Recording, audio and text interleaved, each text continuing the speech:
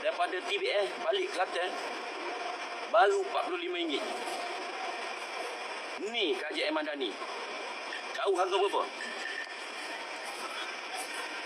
Harga dia RM82 daripada TBS balik ke Kelantan. Apa bengongnya tu? KJ Madani untuk apa? Untuk rakyat. Kepala bana kau. Be, demo ni mari dah legok mana, be? Zaman bila tu demo royak tiket berharga 40 hia tu? Daripada Kelantan ke Kuala Lumpur harga 40 lebih. Zaman bila? Seingat aku lah, waktu aku duduk di KJ dulu, waktu aku belajar, lebih kurang 13 tahun yang lepas. Itu pun harga tiket bah daripada Pasir Putih 50 lebih dah. Turun ke terminal bas KJ waktu tu. Tengok cerita 13 tahun lepas. Pahla ni 2020 dah, be. Dulu 13 tahun lepas harga gaji berapa? Pahla ni tak okey lah nak kekal lagi dengan harga tiket 40 lebih. Dan waktu tu pun bukan 40 lebih.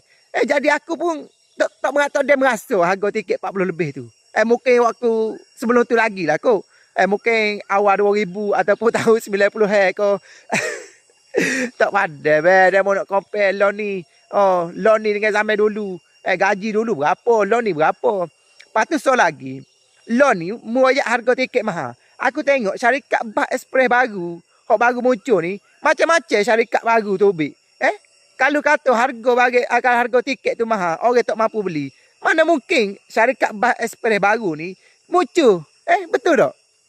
Lepas tu, sekarang ni kalau mu compare harga tiket, memang dia agak mahal lah sebab waktu puncak ni, waktu perayaan ni. Lepas tu pula kalau mu beli dekat aplikasi Redbus tu, ada cah lagi. Memang mahal lah. Lepas tu kalau dulu, saya ingat aku waktu aku naik bas dulu, dia harga tiket ni dia bergantung kepada company bas tu. Ada setengah company tu dia murah sikit, ada setengah company dia mahal sikit. Jadi kita faham lah, be. Rakyat Kelantan ni gambar balaung. Tapi orang kata janganlah tunjuk kita ni tidak cerdik sangat.